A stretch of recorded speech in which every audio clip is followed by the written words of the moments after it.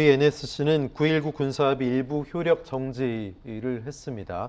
자, 이렇게 되면은 어떤 부분이 달라지게 되는 겁니까? 그러니까 사실은 이제 그 9.19 군사합의에서의 이제 핵심 내용이라고 하는 것은 이제 접경 지역에 해당하는 지역, 그러니까 DMZ 그 일대, 이제 앞뒤로 그러니까 위아래로 이제 10km, 그 사이에서 이제 군사 행동을 이제 일절 다 네네. 중단하는 이제 그런 거로 돼 있습니다. 그리고 주로 이제 서해 지역에서 그 동안에 이제 군사적인 마찰이 좀 많지 않았습니까? 그래서 네. 그쪽 지역에서의 이제 군사 활동 또 훈련 이런 것들을 다 중단하는 그런 내용으로 이제 돼 있었습니다. 그런데 이번에 일단 이제 그거를 풀기로 한 거죠. 그래서 이제 군사 활동 중에서 이제 가장 중요한 게 기초적인 것이 이제 정찰 활동인데 정찰 활동조차도 사실은 이제 중단하기로 결정을 했던 바가 있습니다. 그래서 이번 같은 경우에 일단 이제 정찰 활동 같은 것들은 이제 정상화 시키는 것으로 네. 그렇게 지금 전해지고 있습니다. 네, 말씀하신 대로 9.19 군사합의 전에 했던 군사 분계선 일대 대북 정찰 활동, 감시 활동도 복원하겠다. 정부는 이런 입장을 밝혔는데요. 이에 대해서 여야의 반응이 좀 엇갈리고 있습니다.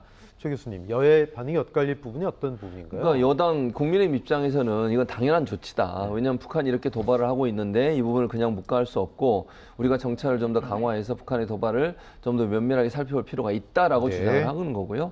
야당의 민주당의 입장은 지금 이게 공중, 지상, 해상 세 군데로 이제 범위가 나눠져 있는데 네. 이렇게 됐을 경우에 이제 소위 그 최소의 안전 장치 자체가 무너지게 되니까 국지적 도발이라든지 북한의 도발이 더 강화될 수 있다.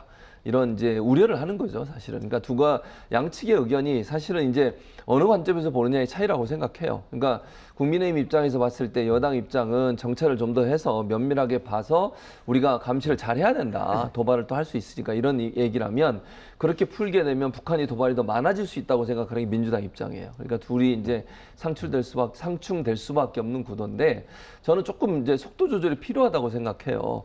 이제 우려되는 건 뭐냐면 네. 우리가 일단 셋 중에 공중만 풀었잖아요. 지금 해상과 지상은 풀지 않은 상태거든요. 근데 북한이 이제 우리가 이렇게 하면 북한이 전면적으로 9.19 군사합의를 다 무시하겠다 이렇게 나올 수 있어요.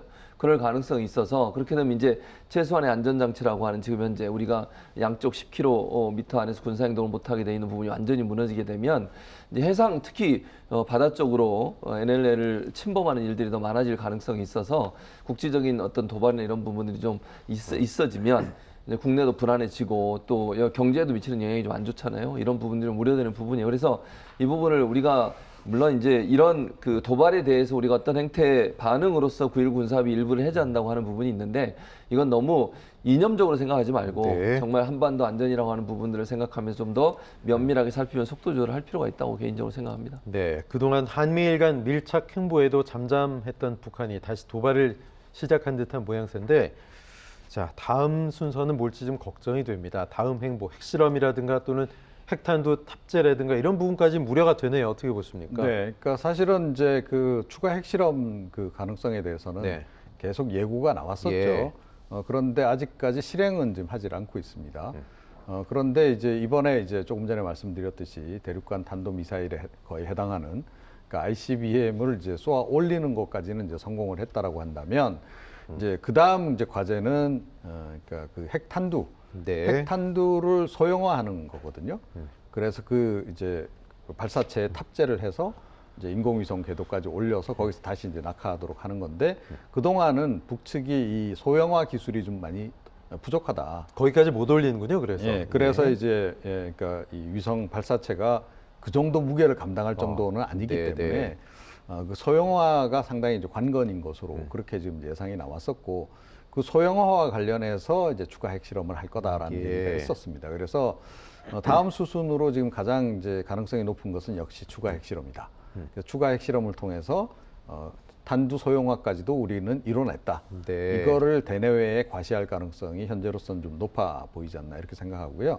그 다음에 이제 이번에 그 위성 발사체 기술을 이제 함으로 해서 북측이 사실은 이제 추가로 도발을 할 수 있는 새로운 기술을 또 갖게 됐다고도 볼 수 있습니다. 그래서 네.